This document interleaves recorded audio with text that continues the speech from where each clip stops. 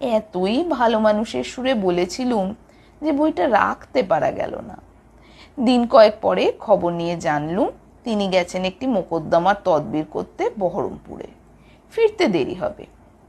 আমার জানা হকারকে বলে দিলুম ব্রাউনিংয়ের বড় এডিশনটা যদি পাওয়া যায় আমাকে যেন জানায়।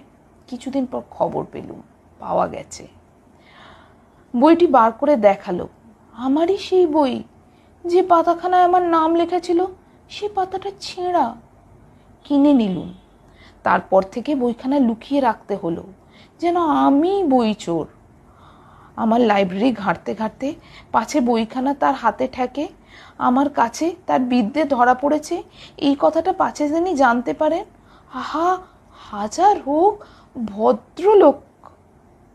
আর বলতে হবে না, দাদামশাই স্পষ্ট বুঝেছি কাকে বলে ভালো মানুষ।